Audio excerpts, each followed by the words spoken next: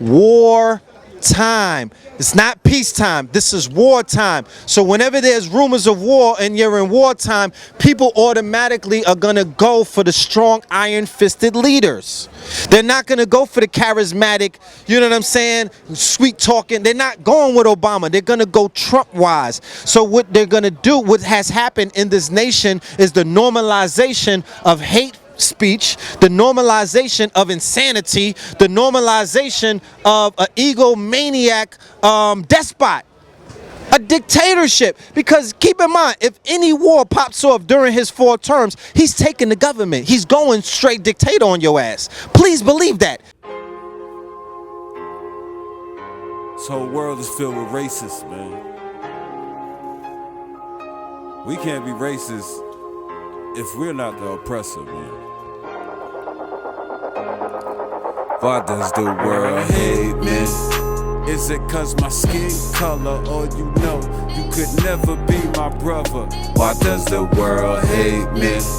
Cause I stand out in crowds, and anywhere I stand, I'm black and I'm proud. Yeah. We was born to lose, but I came to win. Kept pretending the world where hatred lives. My skin's a sin in the eyes of them. My melanin despises him. Right. They lie to win, disguise as friends till the time of black life dies again. We should tie a pig and have a fry like they did at picnic time with kids. They labeled me a criminal, and it's visible. It's really you. Everywhere you move, there's a racist fool that'll race you cool and places you in a position. You might have to break the rules, can't negate those moves. We've been trained to do what they want us to. That's why they know your route. Time to audible.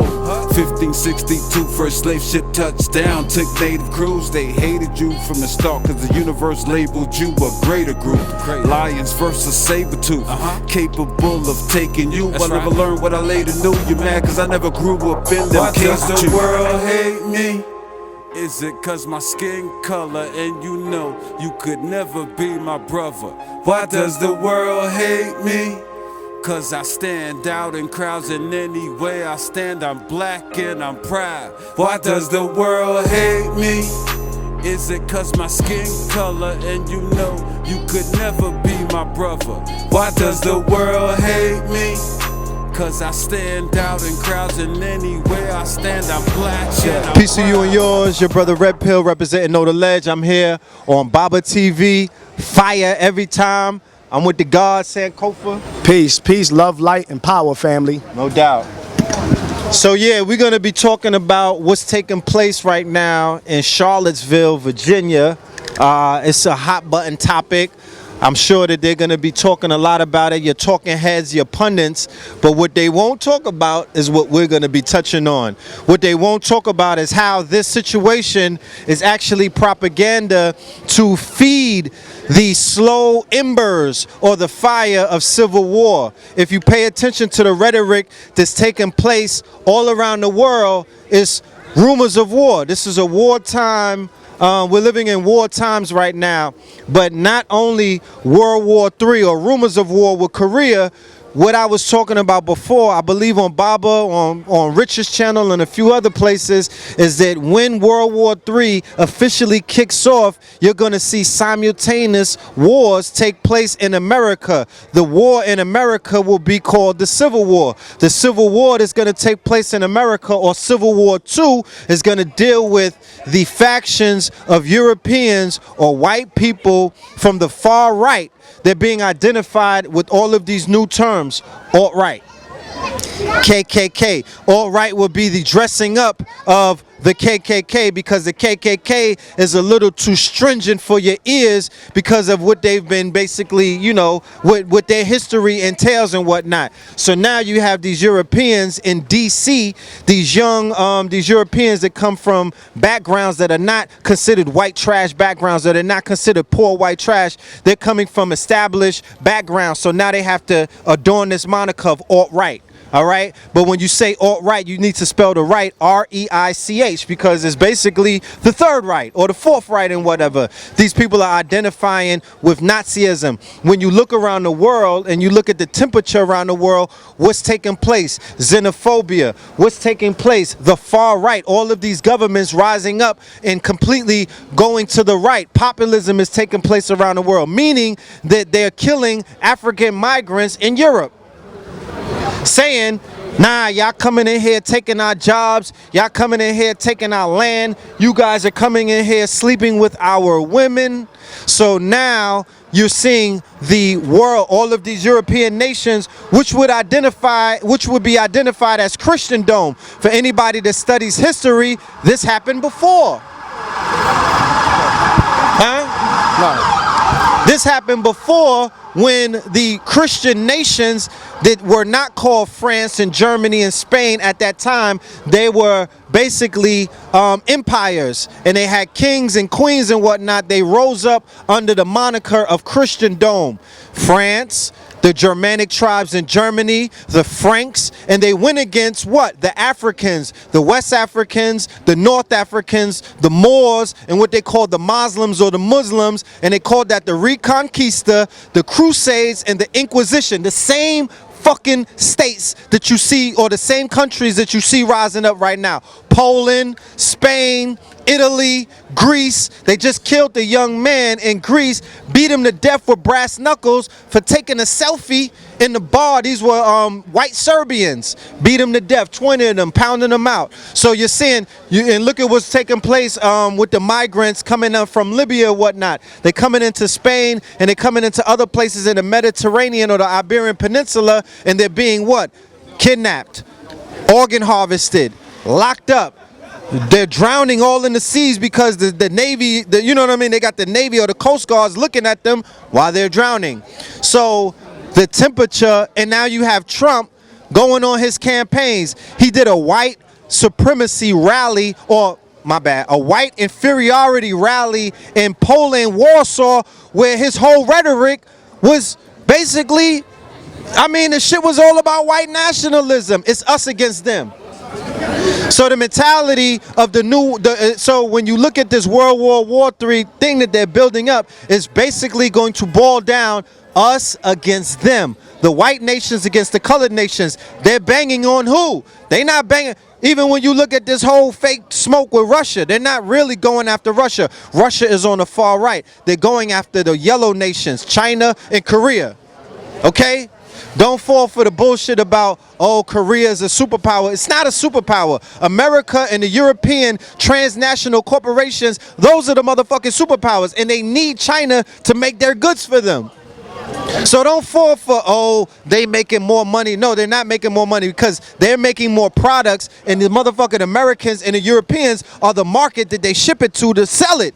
So don't fall for that. America has gone global. All of them books that you was reading throughout the years about the New World Order, the New World Order is all of these global corporations coming together, the banking and the financial institutions underneath the banner, and they are more powerful than government. That's your New World Order. I'm gonna let Sankofa talk.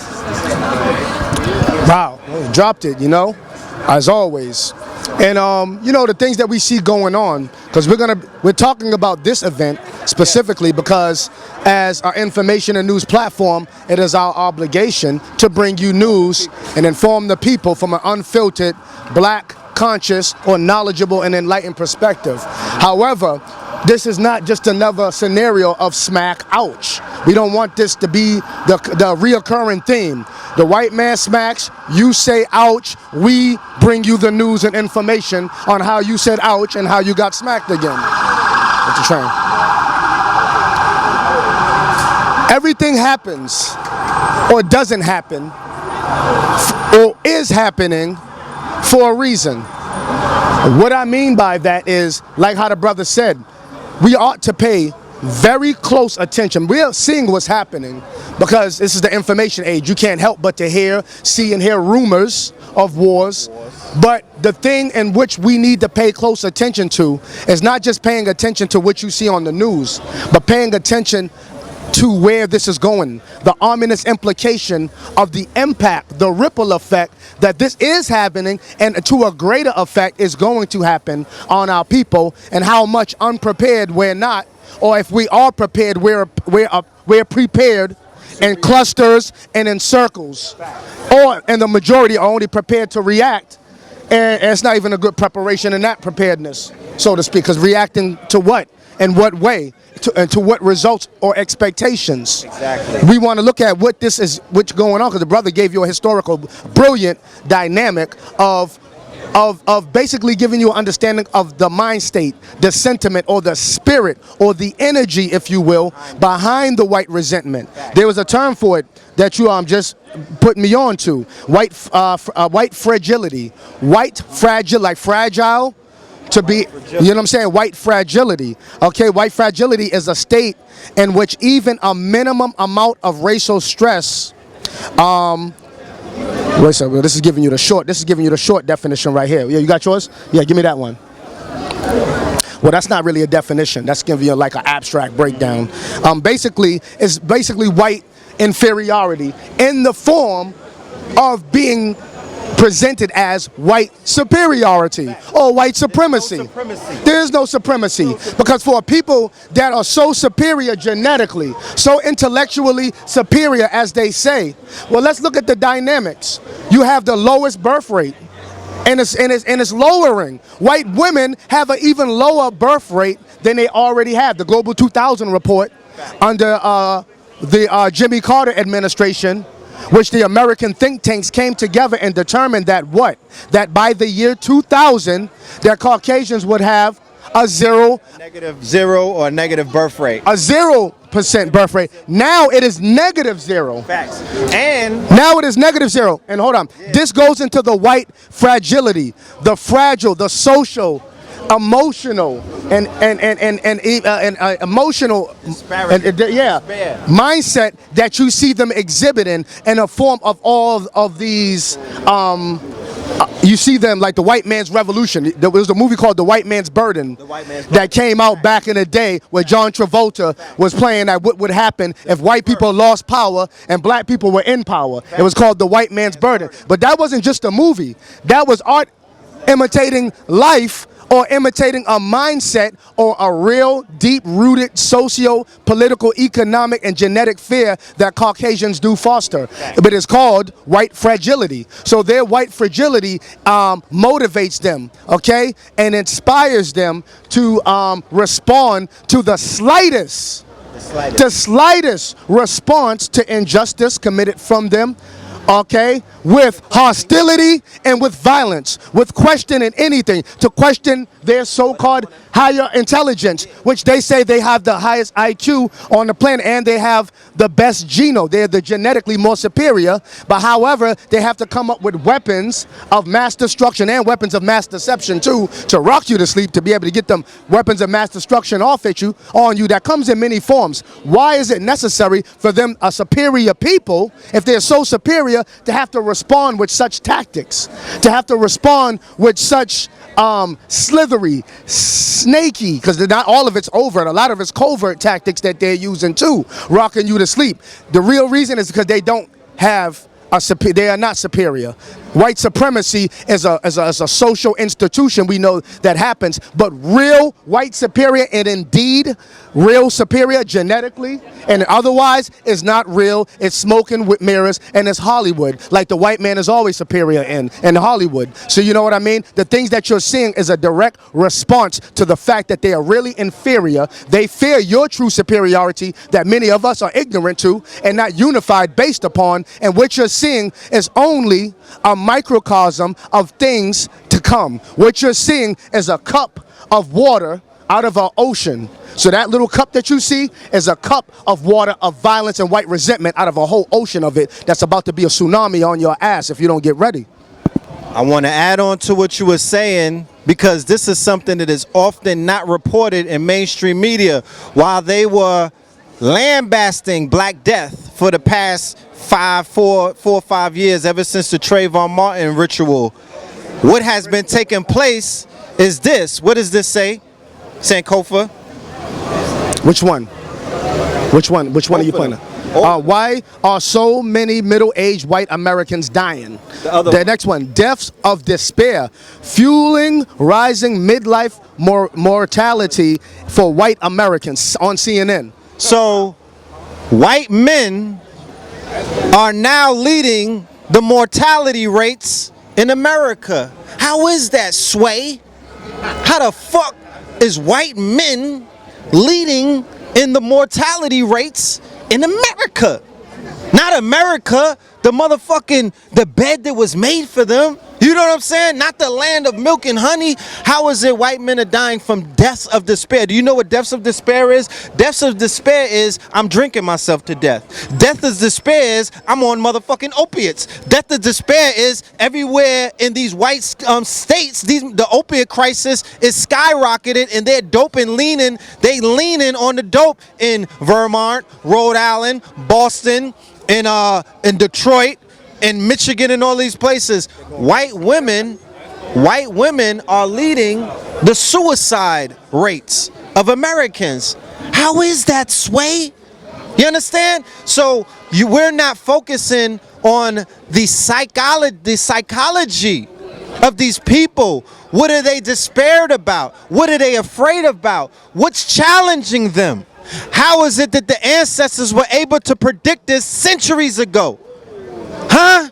How did Elijah know this? How did he know that America was falling? And warned us. What did he know? With all of the GMOs that they feeding us, with all of the chemtrails, with all of the poisoning, with all of the propaganda of the police killing us, and all of these other things. It's not propaganda that's taking place. How is it that white people still find the time to motherfucking be in despair? What is it about the white fragility that's dealing with their consciousness that have them dying and they're not reporting that? They got you feeling like you gotta fucking tell the world that a Black Life Matter. That's the dumbest shit ever, okay? Why? If you gotta affirm it or say it, then it's not fucking true. You supposed to be living it, all right? But here it is that their lives don't really matter because they're taking their own lives. So fast forward to what we're seeing today. Today's rally in Charlottesville was built around them protesting these motherfuckers taking down the Robert E. Lee statue. All right? General Lee. 2017. Remember General Lee from the Dukes of Hazzard? With the Confederate flag on the car. And that was our shit. I had the toy when I was a kid. I had the toy too. So here it is in 2017. If you understand ritual, if you understand power, niggas was supposed to melt them statues centuries ago. How about that? You're not supposed to, that shit been supposed to been toppled. I'm waiting for legislation to pass so we could take the statue down. You bird ass niggas, you understand? So now they have, tomorrow will be a unity rally in Harlem to bring together the different schools of thought and knowledge and all of the potential thought leaders and the leaders of our people. But on the heels of that, in Charlottesville, Virginia, they have a rally called Unite the Right. They are having their own unity rally. So the fact that CNN is even reporting it, the fact that Fox News, the fact that somebody just mowed down in their car a whole bunch of protesters and the president, who's basically the one who's fueling the hate, he even tweeted about it. That's a touchdown for the crackers. You niggas don't know how news works. That's a touchdown. All publicity is publicity. All right? Controversy sells, pussy sells, pork sells, crack and dope sells. It don't matter. It's gonna sell. And that's what they wanted. They wanted it to sell. They're online, mad heavy, 4chan, Reddit, Breitbart, all of these things. So now there's a little Peckerwood who's dealing with white fragility and white despair somewhere in Boise, Idaho, watching CNN, feeling empowered. He didn't think about joining the alt-right till today. But now he sees some niggas waving a red, black, and green flag because we didn't have no business in that motherfucking protest anyway. They was already gonna take down the motherfucking statue. Let it be. Why are you wasting it? What does a protest ever solve? What are you niggas? You throwing water bottles at each other and screaming at? That's not solving nothing. There's no work in that. If you want to put in some work, identify the op and do what the niggas in the hood been doing when they identify the op. That's the only kind of work that we interested in. So now they've come together. They've utilized the lackeys of the everybody that always wants to protest and I can't breathe and all of this stuff to be the fuel, because when you pay attention to the devil, he becomes stronger. When you pour gasoline on fire, it starts to burn more. You're supposed to starve a fire out with no oxygen. Oh, you crackers you got torches and everything. You wanna march? Okay, well go ahead and do what you do. We gonna do what we do. We pardon my back. You know what I'm saying? Excuse my shoulders. That's how you treat them.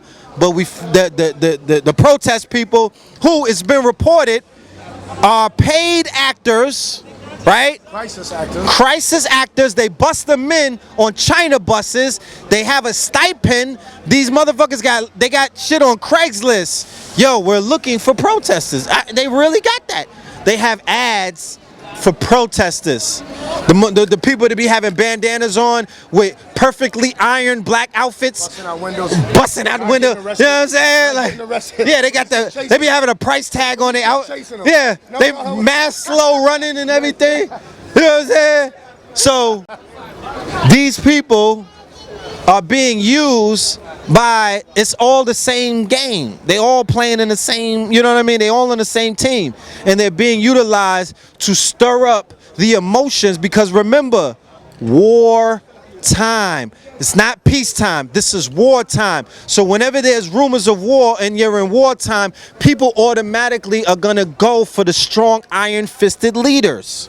They're not going to go for the charismatic, you know what I'm saying, sweet talking. They're not going with Obama. They're going to go Trump-wise. So what they're going to do, what has happened in this nation, is the normalization of hate speech, the normalization of insanity, the normalization of an egomaniac despot, a dictatorship. Because keep in mind, if any war pops off during his 4 terms, he's taking the government. He's going straight dictator on your ass. Please believe that. Or the military is gonna pull a coup, and they're gonna go with their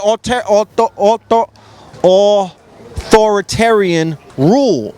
This shit is gonna be like the Philippines. This shit is gonna be like Turkey in a minute. Okay? That's why he's so cool with them, because they are moving. Remember, the Philippines has a war on drugs in their country, where 10,000 drug dealers and drug users have been clapped dead in the streets by the police and groups of vigilantes. Right fucking now. The president said, yo, kill them all. I don't care. I won't prosecute you. And Trump invited him to the White House. That's his man. Okay, so the mentality of a world war, or the mentality of any kind of war that they're building up, is going to create a real tense situation in America, where everybody is going to be on edge with anxiety, and things like this that you see taking place in Charlottesville is going to be the fuel to explode a lot of fire.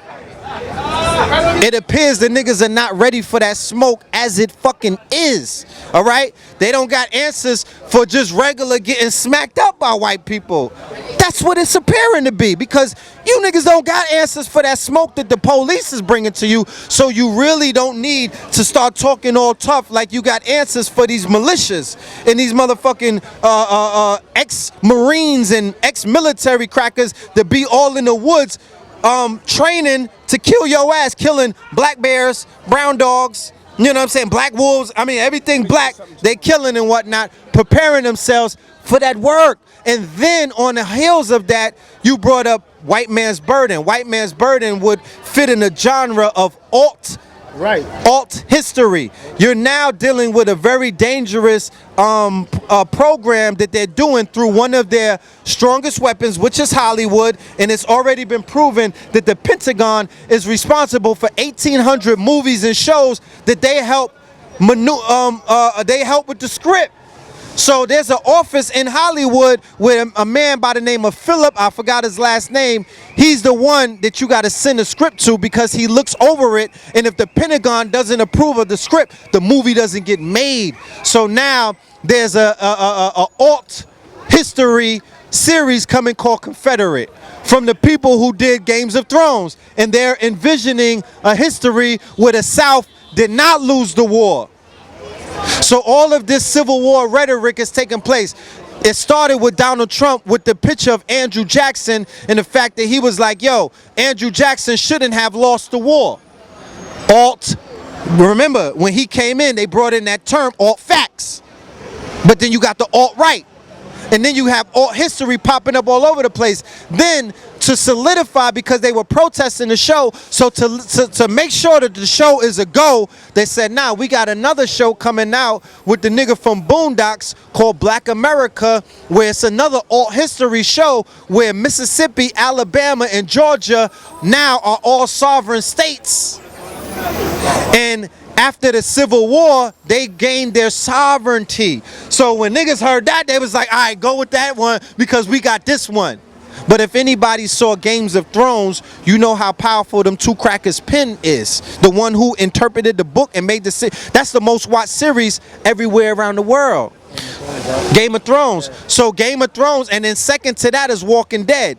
So the alt-right and all of them are identifying with the rhetoric in the Games of Thrones because they're like, yo, that's the Crusades. I can identify that. Winter is coming. The White Walkers and all of that stuff. They know that that's speaking to them in subtle terms. That's a fact. And the thing is, too, see, these crackers are not playing. Well, actually, they are playing. They are playing. Yeah. Let me put it in a different perspective. They are playing, and we're playing too. But guess what? The difference is they're playing chess, we're playing checkers. They're playing to win, and you're playing for salvation, which comes, you know, Niggas playing for equal rights. when somebody returns and it decides enough is enough, and he wants to impede or intercept on your behalf, rather, and finally grant you the justice that you're long overdue, destitute of, and damn near about to become extinct of if it's up to the opposition. You see what I mean? See, the white, a lot of them, because not all whites are Christians, but let's say the ones that are, especially here in America, which make up a majority of the white supremacist factions, okay, which are your judges, which are in seats of politics, which are in many different institutions, socially speaking, okay? See, they're training. They might believe in Jesus, right? But they also believe in that gun. They also believe in killing now and having something sound on the ground for their children while they're still around. This is what they believe in. See, why we believe in Jesus too, that he was black, it doesn't empower us to train ourselves to have a defense mechanism or a preparedness. We're waiting for a black Jesus who was killed, according to the myth, 2,000 years ago by some crackers in the first place, to come back. You know what I'm saying? Out the clouds. One of the other ones that was oppressed once upon a time, who was killed, okay, for trying to supposedly, according to the story, stand up for people that were oppressed, that were displaced, and only a remnant was in that land. Sounds good. I can see how people can cling to the idea of the story and put it in a prophetic sense to relate it to our situation and scenario now. However, the game's got to stop playing. Or if you're going to play, damn it, stop playing checkers, because the opposition is playing advanced speed chess. You know what I'm saying? With the flaming sword. Yeah. See, and I only say that to say this is not to knock nobody's belief, but it is to make us look at things introspectively as a people and really analyze where this is going. These aren't just incidences that have happened. These are events leading up to an ultimate outcome. It's calculated, it is designed, it is being socially and politically engineered. Okay? And guess who the pawn is in this game? The way they have it set up. You're the pawn. We are the pawns that they have set up. You know what I'm saying? All right?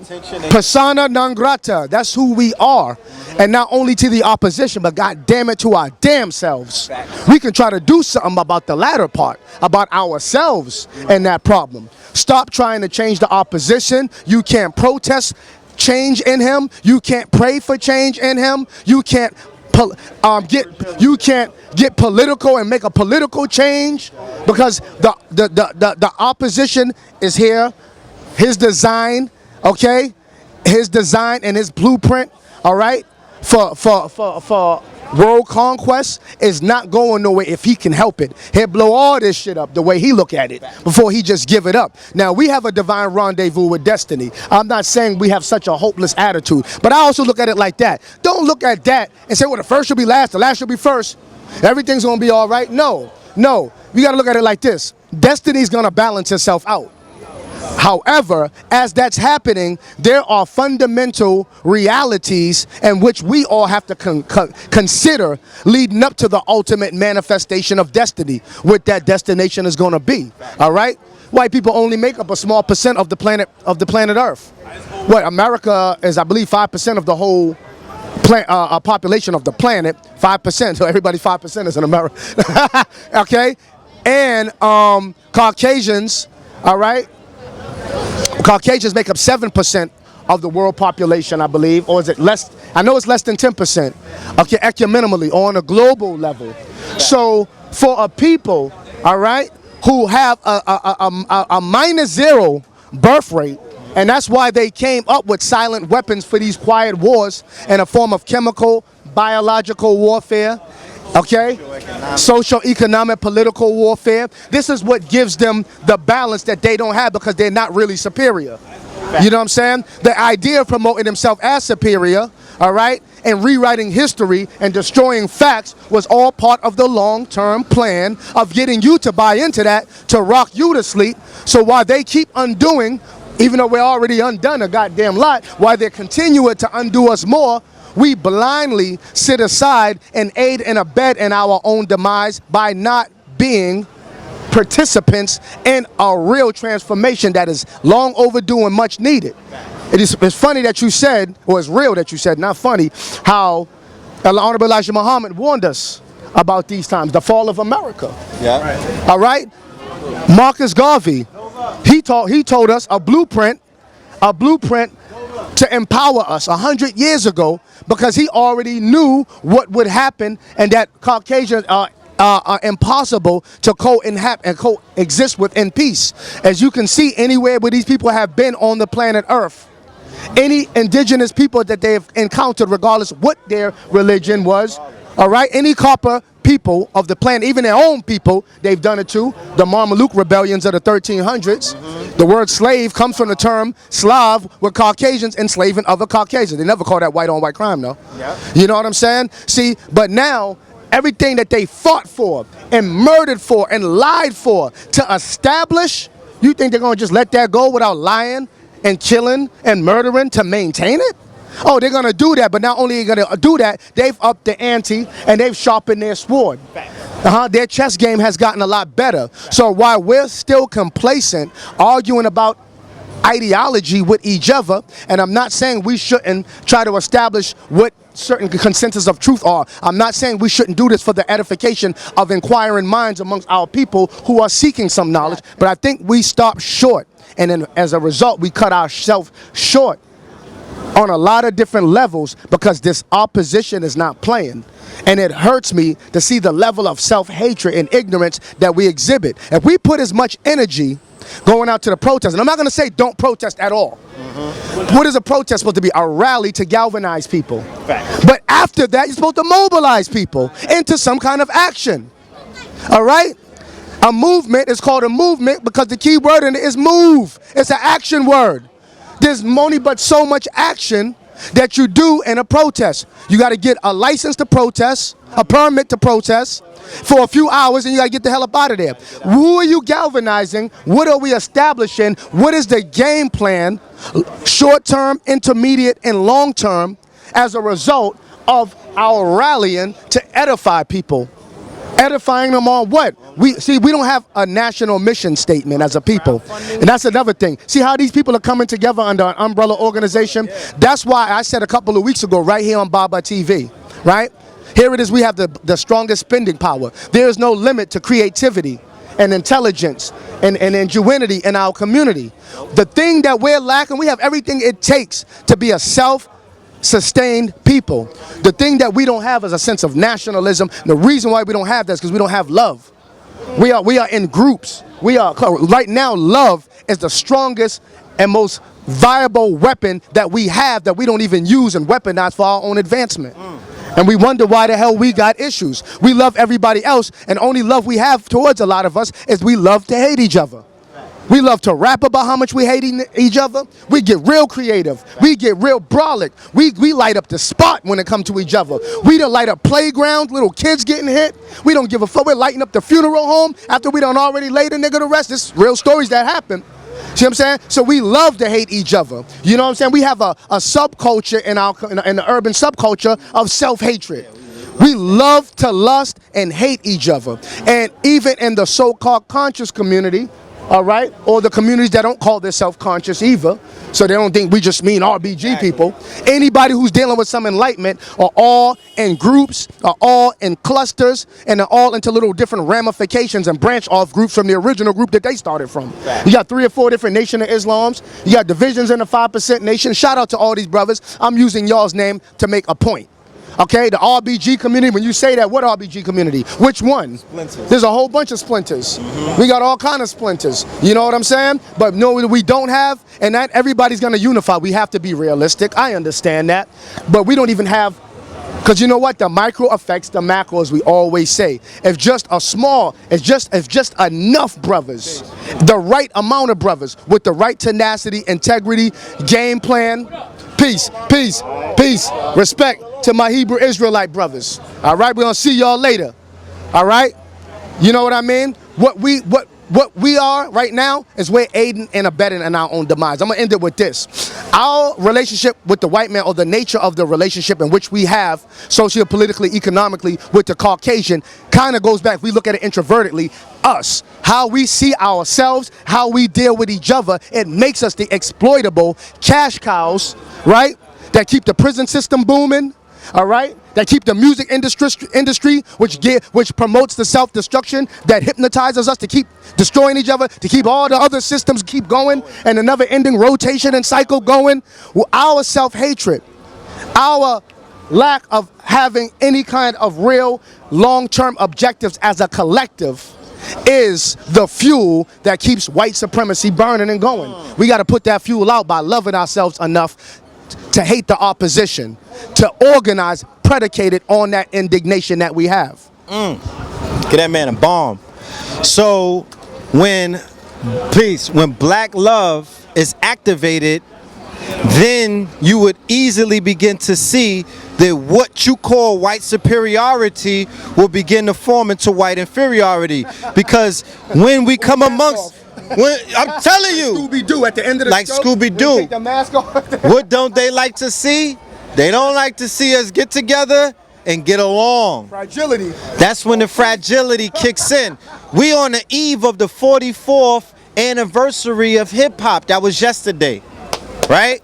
1520 Segway Ave. This culture came out of the ashes of a socio-political, socio-economic program that broke our people down in the 70s. Come on. On the heels of the Black Power movement and COINTELPRO, henceforth you got the Bronx in the 70s, burning buildings, broken families, heroin epidemic, and all of these other things. And what grew out of the concrete? A rose, a lotus flower grew in the motherfucking mud, and they call that hip hop. What has hip hop done? Hip hop, according to some people, was you know, Dr. Martin Luther King's prophecy about seeing children of all colors coming together under one roof and all of these other things. We shall overcome. People have said that hip hop fulfilled that prophecy, because Dead Prez could throw a concert right now in Oregon. You know what I'm saying? You know what I mean? And they could go into a white town and have a majority white crowd come and watch Dead Prez. Yes, always happens. David Banner. Wu-Tang concerts, all that. Wu-Tang and all of these other things. So here it is. You got people of all kind of races. But remember, when they were hanging our people and they were calling us strange fruit, Billie Holiday she wrote Strange Fruit on the way to a gig. Seen that.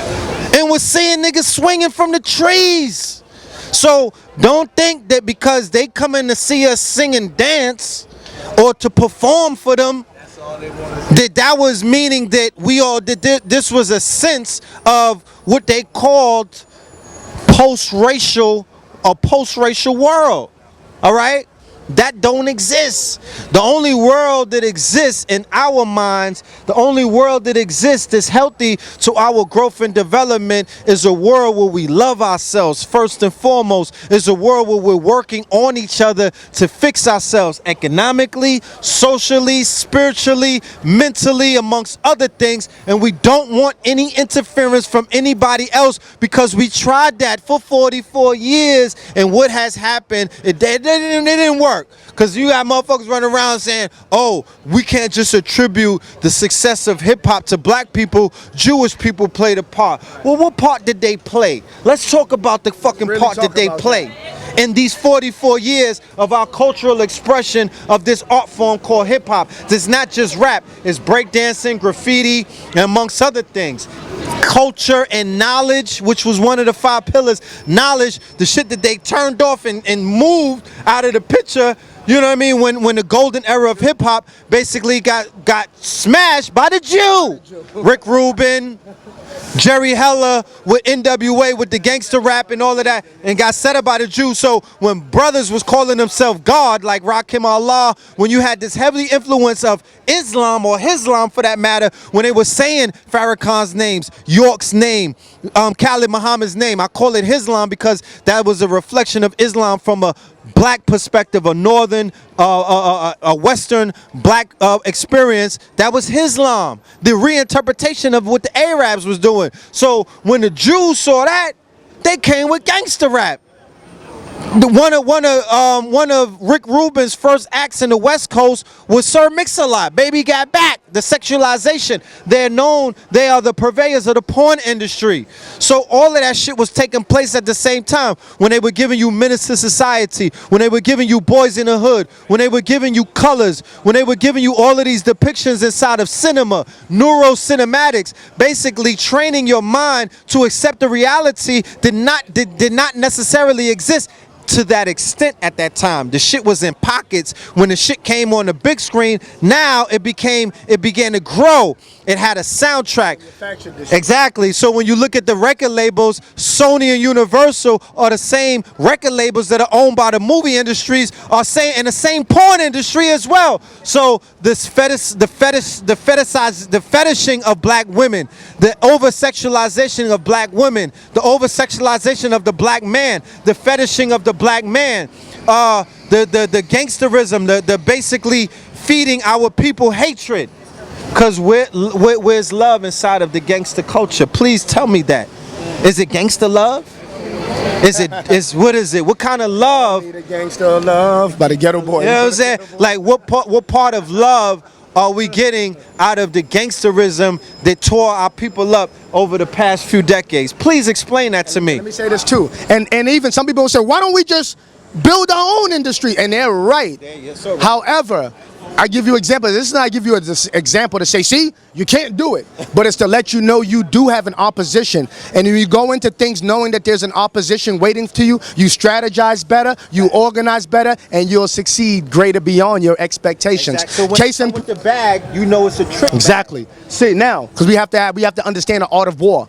Everything is warfare. Politics, economics is warfare. We have to have an approach to that, not just everybody rocks with hip-hop and with our guards down. 90% of war is deception. 90% of war is deception. Let me tell you this. Just acting like everybody loves us. 90% of war is deception. Yeah, so let me finish this point too. Go ahead. Now, what I'm going to say is, for instance, I think it was 5 brothers. I think it was Jay Prince from Rap-A-Lot Records. It was Suge Knight, Irv Gotti, and the brother right here in Harlem, Dame Dash. Dame Dash was supposed to put up $30 million apiece to start their own distribution company, and within a week, all of them was raided. Fed charges, all kind of charges on them, frozen accounts, all that. Now, you gotta, and I only say that to say this is not to give you the boogeyman concept. Don't ever try to do for self. But understand that some things need to be covert. Sometimes we need to have them meetings in them places. Like they had Jekyll's Island when they came out with the Federal Reserve. Because they knew that their white brethren, they knew a lot of their own white brethren and citizenship would have went against that. So they organized and outsmarted the people because they out-organized. If you fail to plan, you plan to fail. You know what I'm saying? Or you can plan in vain. You can even plan, but plan in vain if you don't know what you're planning up against. You know what I'm saying? It's going to be a plan that goes, you know what I'm saying, It just destroys, self-destruction. It doesn't go anywhere. You know what I'm saying? It's just an idea that stays as an idea that never manifested into any kind of real fruition. So what I was trying to say to you is this. Know that even when you have people that try to get out and distribute, and had their own distribution companies that take control from their Jew, so they don't have the power of imagery, which is a very powerful tool, all right? Mono-ideal. It's called mono-idealism. With mono meaning one, idea, meaning you can get people under a mass amount of people under a collective idea through the powerful tool of media and that mic. It's a powerful thing. You know what I'm saying? Music has a hypnotic capability to it, and even the frequencies that they use and the range that they use on the beats and the frequencies has a hypnotic. That's another topic we can go into, which is very deep in and of itself. But these people who are masterminds of the industry, see, we are in the industry, right? You know what I'm saying? At the bottom of the totem pole. Okay? We fuel the industry. Our raw talent. It's an international thing. But let me tell you something. Because we got to get our business and our knowledge mind, we have to get our nationalism. Meaning, that doesn't mean you have to say black power and have a dashiki on. That means putting self first. Doing for self. Having a self-preservationist attitude instead of a cosmopolitan, everything attitude, which nobody else has except for us. That's why they have institutions, schools, and businesses in your community and you don't. Because they have what we don't have, which is a sense of self-love and in doing for self. Don't mean you necessarily have to hate nobody, but we're so lost and we've been so much on the political titty, or the social titty of Caucasians, we feel as though to do for self is teaching hate. I love everybody. And everybody is racist except for niggas.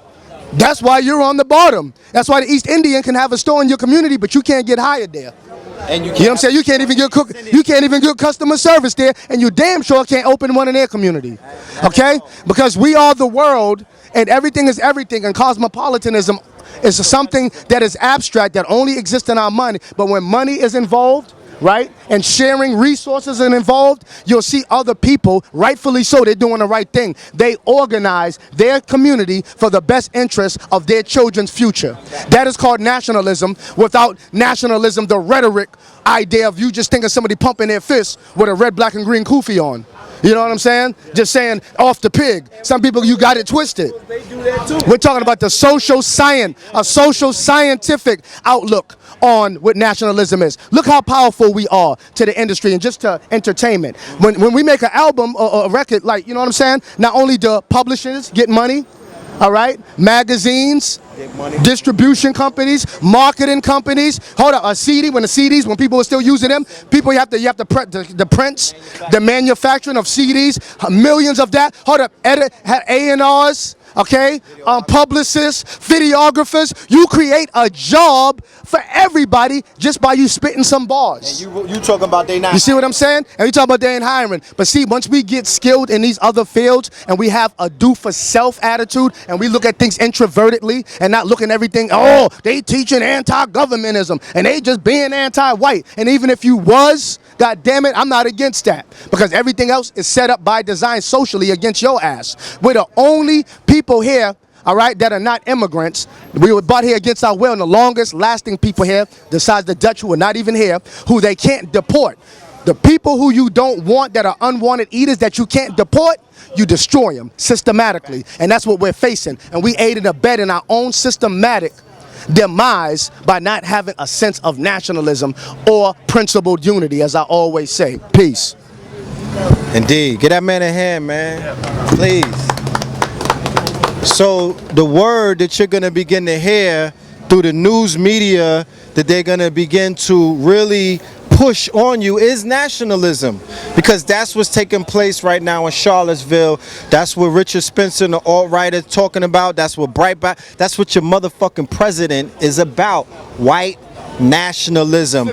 But exactly. And white nationalism, not from an American point of view. He's not on some, it's just us white Americans. He's going around the world. He's sitting down with Vladimir Putin. He's sitting down with the people in Poland. He's sitting down with Merkel. He's sitting down with France. He's talking about, listen, cut the bullshit What's popping? Pan-Europeanism. Pan-Europeanism. Not Pan-Africanism. That's what that's Pan-Europeanism. Yes, populism is on the rise. Pan-Europeanism is on the rise. White fragility is on the motherfucking rise.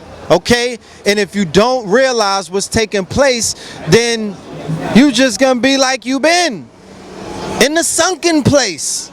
You know what I'm saying? You just gonna go on another level of the sunken place. So don't be screaming at the screen, crying and whatnot, giving your energy to the propaganda that they're pushing on our people, because 90% of war is deception. They are deceiving you. They're utilizing your energy to build up this civil war. They're utilizing your energy. They're gonna call you. They're gonna coming up with this rhetoric of the far right versus the left.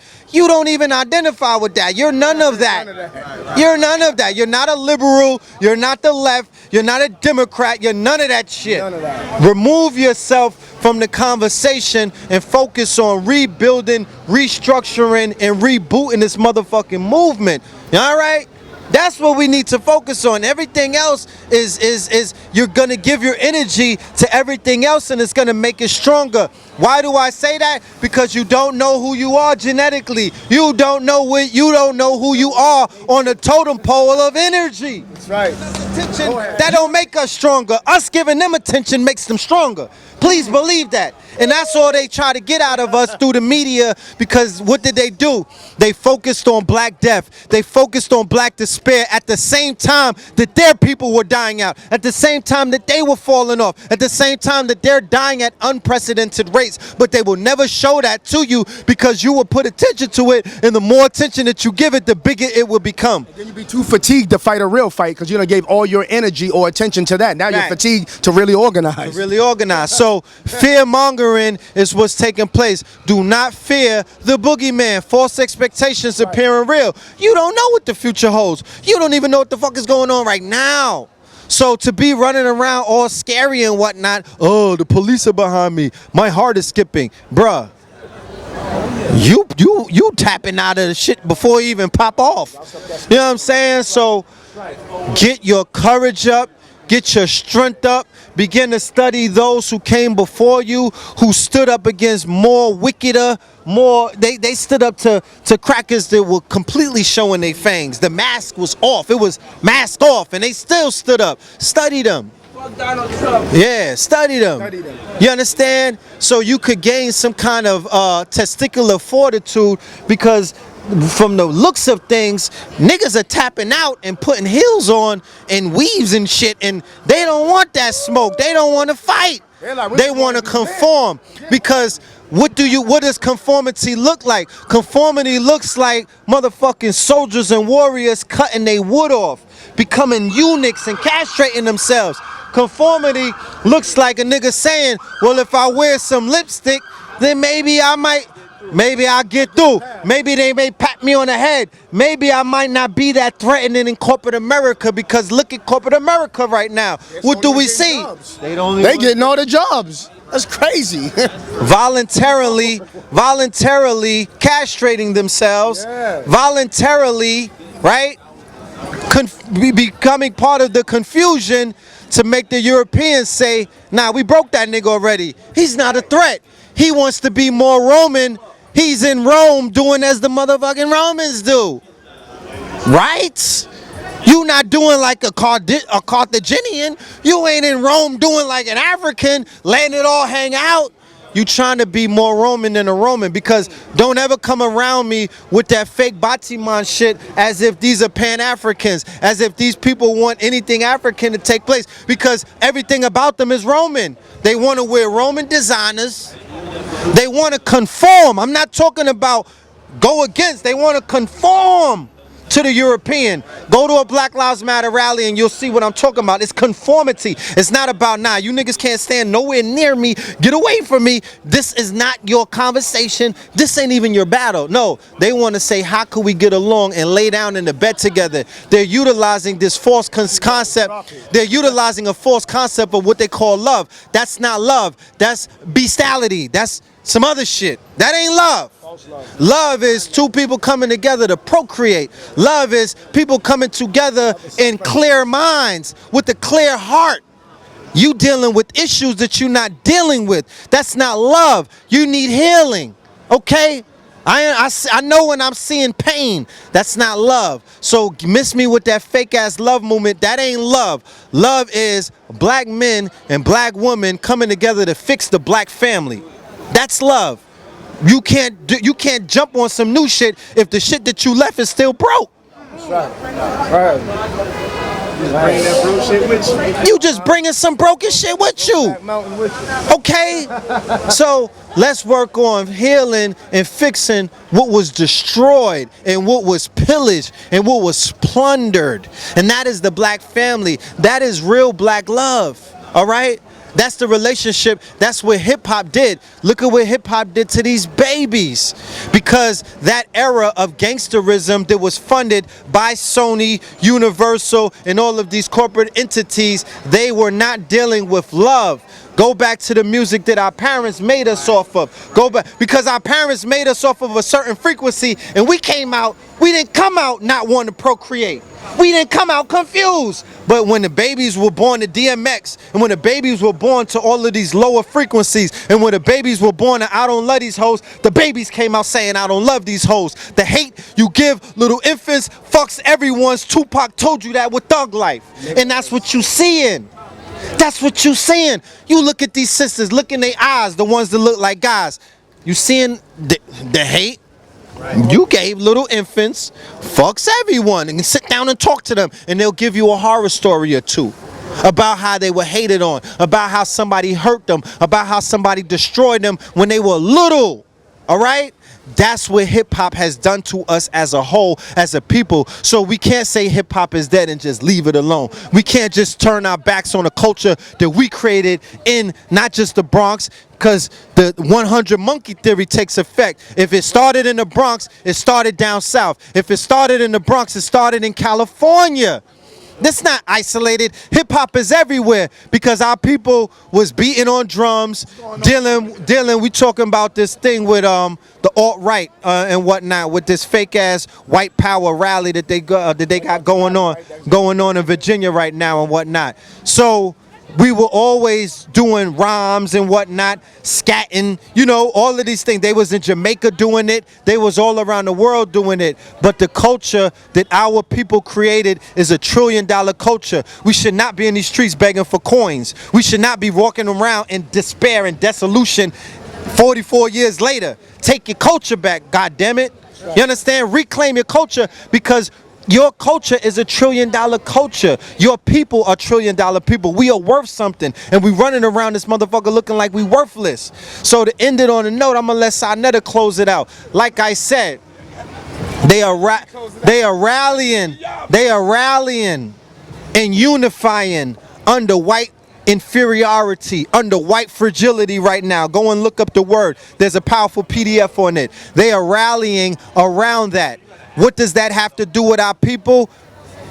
Really nothing. But at the end of the day, look at yourselves in the mirror and ask yourself, why the fuck are you not rallying? Why are you not coming together? Why are you not standing underneath the banner? Don't look at them and be like, oh, they wrong for having a national pride. They're right for their cause. They're right for their. They got talking points. They're right for their cause. We gotta ask ourselves, do we have a cause? One, do we even have a cause? Or our cause, what the elected officials give us to exactly. be. Or the clergy. What the clergy dictates. You know what I'm saying? Or you just waiting for Jesus to come one day. What is our cause? What is our collective mission objective? You know what I'm saying? So like we do got to consider that. And like I said, hip hop is not dead. You know what I'm saying? And if it was, like a soul was resurrected, you know what I'm saying? Brothers like Red Pill, is a renaissance or a rebirth taking place with brothers like Red Pill and other people. Shout out to My Zone, Tahir, a lot of other people out here.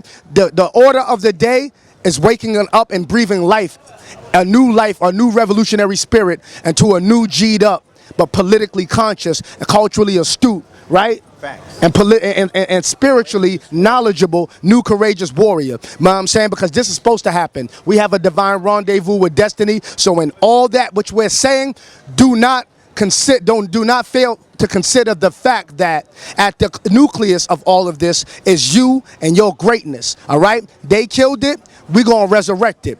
They broke it, we gonna fix it. They stole it, we're gonna restore it. All right? We are the answer and we are the solution to our problems. We just gotta be look at things more introvertedly. Man, y'all laid it down. I just wanted to add a couple points on there to my brothers. The white fragility, it's always been there ever since they came. Come on. It's always been. It's always been. That's why we see all the armor, all the cameras, all of that, all the arm, to make to keep so-called security in place for them. But why do they feel fragile when they size themselves up to us? Because we have something that they know about, and that's being in tune with nature. Facts. We are able to move and create environment. We've submitted to process of all types of shit. Yep. And we'll gladly do it. If the police say giving a ticket to everybody on this side, we will submit to process and move out. When they cut our lights, we're going to submit the process to go downtown and get those lights cut back on, whatever process they say. But when brothers and sisters come and say, hey, I have a process that will get us power, do we submit to process, or do we gotta always have to what school did you go to, or what did you do, and if I didn't go to school for it, now it's ghetto scholarship. Or it gets like when you was talking about conforming, a child gets shot. You got people out here saying, go get a black bank account now to keep us from getting shot. Yup. Some paperwork, they won't shoot you. I'm saying get into your African traditions. Facts.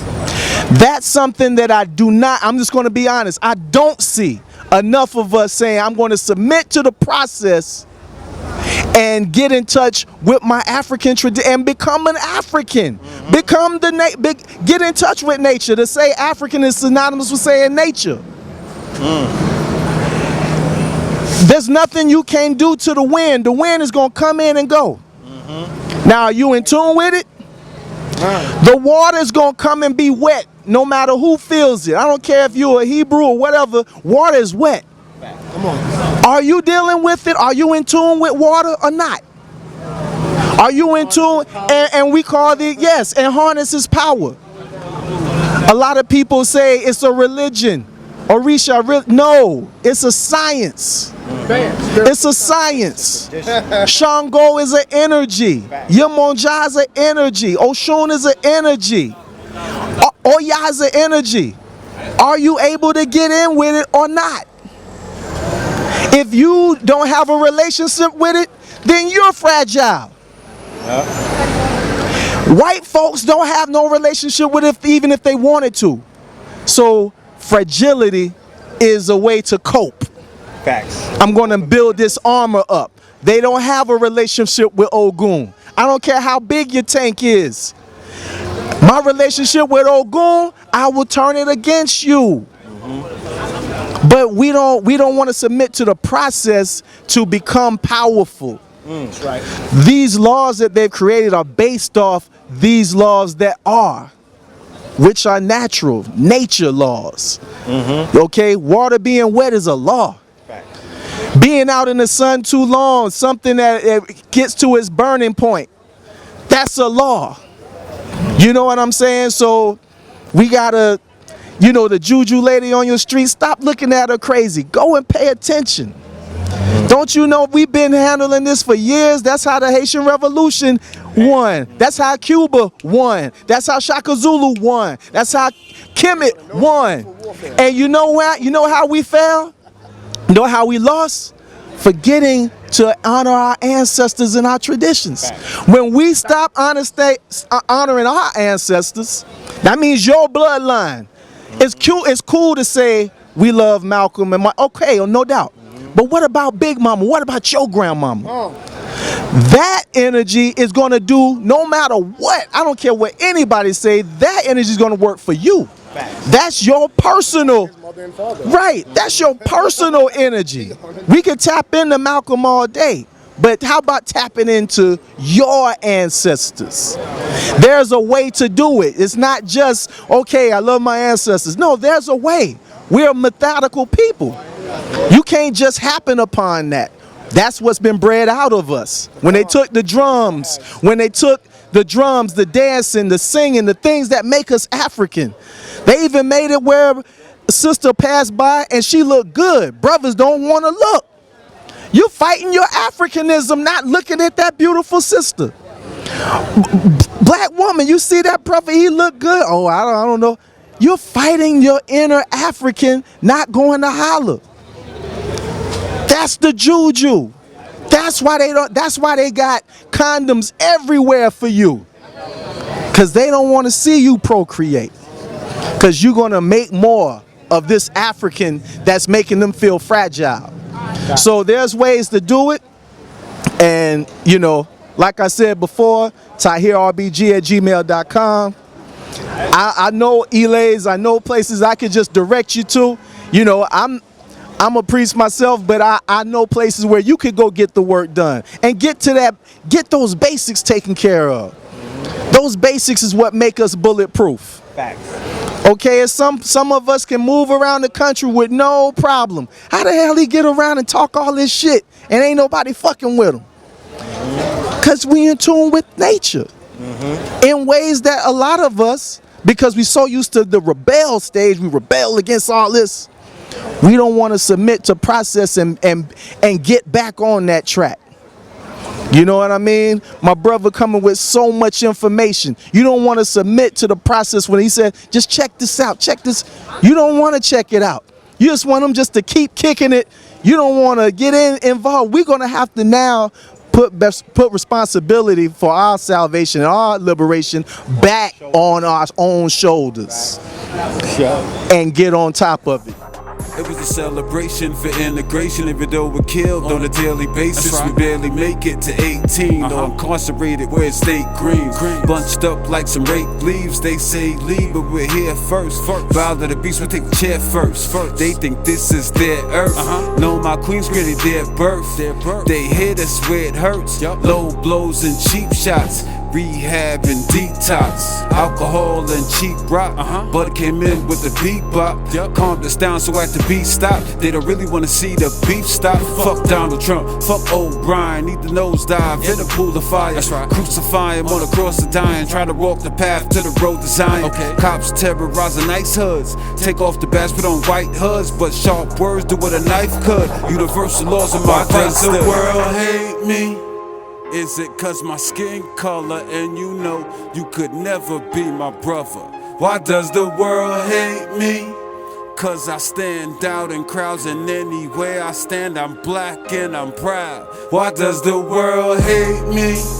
Is it cause my skin color and you know you could never be my brother? Why does the world hate me? Cause I stand out in crowds and anywhere I stand I'm black and I'm proud. Politicians in a body bag, cold grave for your sorry ass. Wish his head for 100 stacks. Country suffer for your horrid acts. Africa, yeah, we want it back. I said Africa, yeah, we want it back. Before the continent was on the map, Tyler Mary was only black. You the crook that took our name, but look, Nubians blow some kush for kush. Keep the knowledge, bang with books, game of chess, protect your ropes. Black nights, we don't act right. Rap tight in a trap life. In a box, rap tight, fighting to see the last light. Nat Turner with his flashlight, Bowie knife to the last fight. Voodoo priest, so we playing right. Ancestors, hold your hands high. The hate you gave made Thug a name. Attached to minds, it'll never change. That's the only reason I display my pain. You've been living with this hate since the very first day. Hate me? Is it cause my skin color and you know you could never be my brother? Why does the world hate me? Cause I stand out in crowds and anywhere I stand I'm black and I'm proud. Why does the world hate me? Is it cause my skin color and you know you could never be my brother? Why does the world hate me? Cause I stand out in crowds and anywhere I stand I'm black and I'm proud. Black people could never be racist, man.